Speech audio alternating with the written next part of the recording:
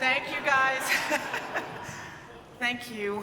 It is such an honor, and I'm so moved to have the privilege of being with you all tonight. But I didn't come to Carolina alone. I came with a group of extraordinary other young women in that first class of women Morehead-Cain scholars. They called us the Dirty Dozen. We have lost one, and we hold her in our hearts. But if you are here and are one of those first women in the class of '79, part of the Dirty Dozen, please stand up. Anybody? I know there's some out there. Woo! Yes! Woo! All right.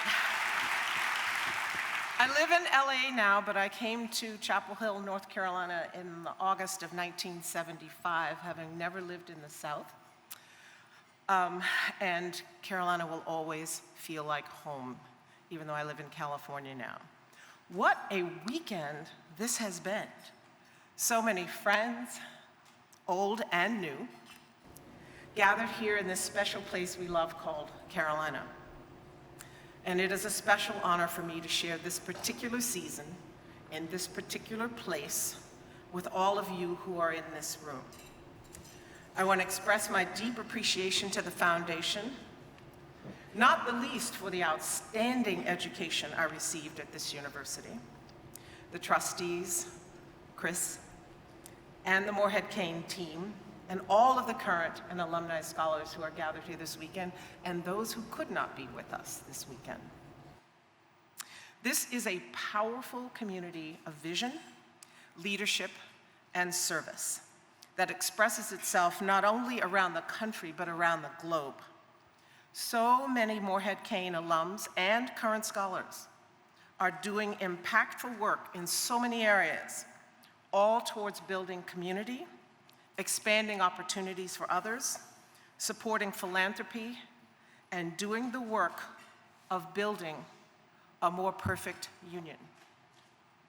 And in preparing for these remarks, and I promise it won't be long, I thought I'd talk about something, not too controversial. I promise not to say anything about Carolina football. Right? That's for another day. But what I did do was I looked at the preamble of the United States Constitution. And it reads as follows: "We, the people of the United States, in order to form a more perfect union, establish justice, ensure domestic tranquility, provide for the common defense, promote the general welfare, and secure the blessings of liberty to ourselves and our posterity, do ordain and establish this Constitution for the United States of America." We are in a moment, y'all. We are in a moment. I speak a lot. I speak to many people on different occasions. I'm in court every day with lawyers and litigants. But tonight feels hard. Tonight feels hard because of what we are all enduring and going through. In the 50 years since I came to Carolina, there have been challenging, difficult, contentious times for us as a country and as a society. But I've always understood that this great experiment that is the United States is a society that is moving, sometimes reluctantly, sometimes impatiently, sometimes painfully, toward the promise of a more perfect union. But we've never been here before. I was born in 1956, just 2 years after Brown v. Board of Education, and during this past summer, I had the chance to host a group of high school students at our courthouse who are interested in careers in the law at our federal courthouse in downtown Los Angeles. Part of that day was introducing these 14 to 17-year-olds to all possibilities, not just lawyers or judges, but maybe they want to work for probation and pretrial. Maybe they want to be a social worker, helping people post-conviction transition back into their lives. Maybe they want to be in law enforcement. They might want to work for the United States Marshal Service. They might want to work for the Federal Protective Service, all honorable and important professions. But part of that day, what we did in order to introduce them to the full panoply of opportunities if you want to work in the judicial system in some way, we took them up to the second floor of our federal courthouse where the United States Marshal has their offices. It's a pretty cool place, I have to say. They have all these trinkets and tchotchkes from the Marshal Service, pictures of Al Capone getting arrested, Bonnie and Clyde. They've got a big old safe from the bank robber era in their offices. And so we took them there to show them what the United States Marshal do. But that very week, and I've shown some of you the picture on my phone, we had 130 United States Marines bunked in the lobby of the federal courthouse with weapons. In the lobby, y'all, not outside, not on the parking deck, in the lobby, so that people coming to do business at the federal court had to walk around cots and guns and backpacks of the United States Marines. People coming to do bankruptcy work. Parents coming to maybe post a bond for their child. This was the United States Courthouse, the federal courthouse, on the 16th of June this year. The same day, we were taking 14 and 17-year-olds to expose them to the honor and the duty and the responsibility of an opportunity to be a part of the federal judiciary. Part of what we did in the Marshal's office, there's a picture in the United States Marshal's office at our courthouse of Ruby Bridges. Do you remember Ruby Bridges? She was that lovely little girl who integrated the William Frantz Elementary School, a previously all-white school that was desegregated by the Brown decision. There's a picture of her in the United States Marshal's office. And on that afternoon, when we had these teenagers with us, she is surrounded in that picture by National Guard. We had to explain to them that in that picture, they were there to protect her from the crowd. They were there to make sure she got safely to school that day. And as a parent myself, my kids are way grown now, thankfully, but as a parent myself, I cannot imagine sending my 6-year-old daughter into that circumstance. Her parents believed in this country, and they believed that this country would protect their young baby girl to get safely to school. When I reflect on that first day of school for little Ruby Bridges, I don't know if I would have had the courage of her parents to send their precious little one into the maelstrom of anger and hate that she was met with. But they did, and all of us are the beneficiaries of their courage. Since I was a history major, let's do a little history.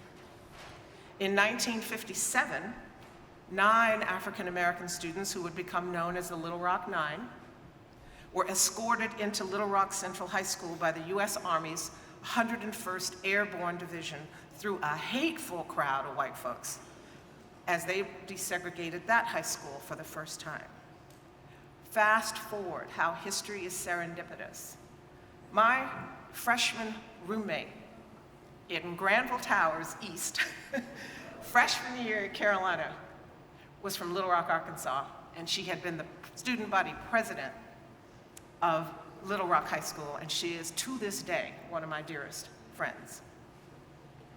In 1963, the Supreme Court decided Gideon versus Wainwright, holding that the Sixth Amendment of the United States Constitution guarantees an accused the right to representation by counsel in all criminal prosecutions, and that right is made obligatory on the states by the 14th Amendment. As a result, if you throw a rock, you'll hit a lawyer in this crowd, right? As a result, as many people in this room know, we have not only federal public defenders, but we have what are called Criminal Justice Act lawyers. And in 1964, Congress created the Criminal Justice Act panel, the CJA. They are qualified private attorneys who offer to represent indigent defendants when a federal public defender, at least in the federal system, is either not available or is conflicted out. Because all the lawyers in the room know you can't represent 2 clients on the same case.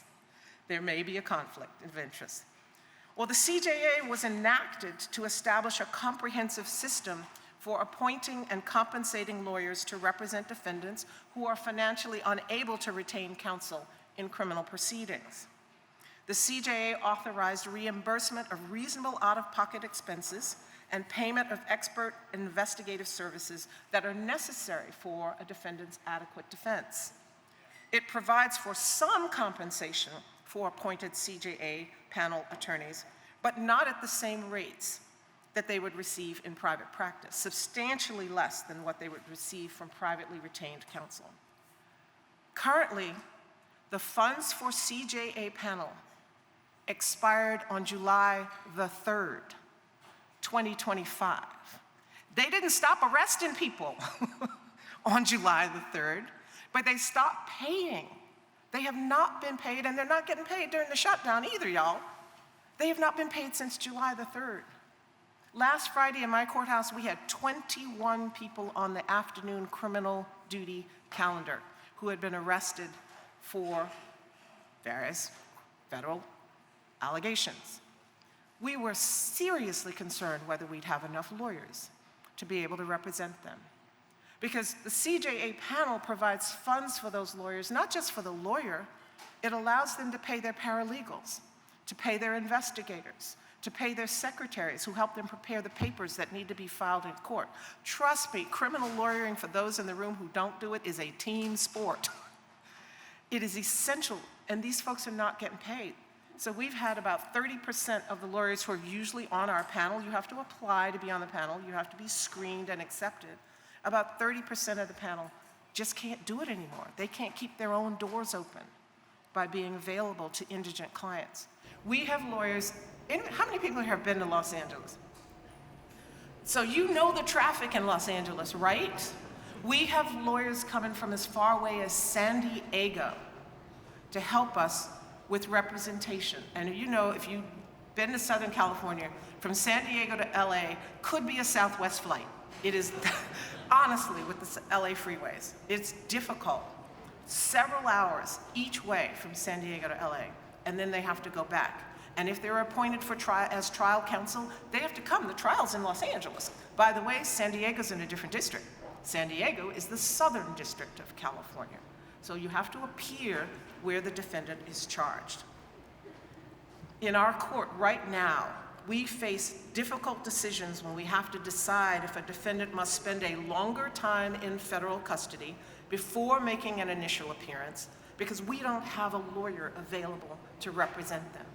And I have done this myself. I've had to put a matter over for someone and spend an extra night in federal custody because I don't have a lawyer in the courtroom that I can appoint to represent them, and make an argument that they should not be detained for that period of time. At least give them a shot to make that argument. Moving forward from the Criminal Justice Act, that's where we are now. And with the government shutdown, it's not getting better. In August of 1965, 60 years ago, President Lyndon Baines Johnson signed the Voting Rights Act. And at that time, President Johnson himself described the 1965 Voting Rights Act as a, quote, a triumph for freedom as huge as any victory won on any battlefield, close quote. And if you're following the news, you know that there was an argument before the United Supreme Court this past week about whether the last standing piece of the Voting Rights Act should be set aside, because it was, you know, all this integration stuff, all this voting rights stuff, all of this, that was only supposed to be temporary. It was just time delimited. We're past that right now. On June the 12th, 1967, the Supreme Court decided Loving v. Virginia, holding that laws banning interracial marriage violated the Equal Protection Clause of the United States Constitution. In April 1968, Dr. Martin Luther King was assassinated while supporting a strike by garbage workers in Memphis, Tennessee. I lived in Washington, D.C., and there was rioting across the city. I remember we lived across the street from a liquor store where I grew up, owned by a lovely Greek man. He boarded up his liquor store and spray painted Soul Brother all over it so it wouldn't get looted. True story. In June of 1968, Robert F. Kennedy was assassinated in Los Angeles after winning the Democratic nomination for presidency. I remember my mom waking me up that night, in the middle of the night after the results were in, and we were amongst the folks, I and my sister and my mom, waiting along the streets of Washington to see the caisson bearing his casket make its way through the streets of the nation's capital. It was a summer of funerals. And one of the most moving experiences I've been able to have as a part of this Morehead-Cain community was traveling with the Civil Rights Tour last year. Jesse was with us. There are several in the room tonight who were on that amazing experience. From Montgomery to Birmingham to Memphis, we were hosted by the remarkable Barbara Hyde at her home in Memphis after we had visited the Lorraine Motel and the National Civil Rights Museum. And we were accompanied on that journey by Taylor Branch, Carolina alum, class of '68, and the author of the extraordinary trilogy, Parting the Waters, Pillar of Fire, and At Canaan's Edge. We had a private 2-hour meeting with Dr. Carolyn McKinstry, who was present at the 16th Street Baptist Church that Sunday morning when it was bombed by the Klan. And she talked about her experience of being in that building and losing her friends. These are not in the dim and distant past. This is the mighty struggle of this country in our living memory. And I mention these events not to be a Debbie Downer, honestly. If I wanted to be a Debbie Downer, I would talk about Carolina football.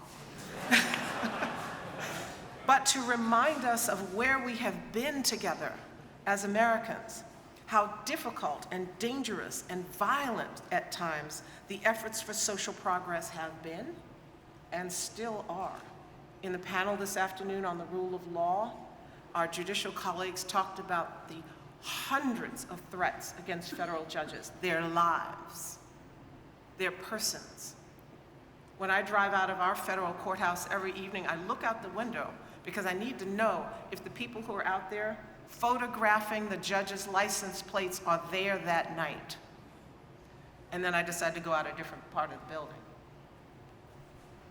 It is easy to look back at our history and yearn for the hopeful, youthful leadership, for a grand rallying personality to inspire us and move us forward together.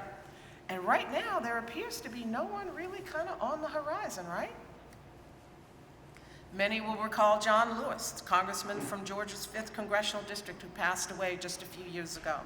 He was the subject of the photograph showing law enforcement using billy clubs and dogs and hoses to keep marchers from crossing the Edmund Pettus Bridge in Selma. Shortly before his passing, he wrote an op-ed piece that was entitled, "Together We Can Save the Soul of America." I have a copy of that article framed and on the wall in my living room. So, the downer part. I dare to say, no one is coming to extricate us from this existential moment. That's the bad news. Nobody's coming, y'all. We're it. We are it. All of us are it. This one is on us. To lead, to act with integrity, to care for our neighbors, to move with compassion in the world, and take right action.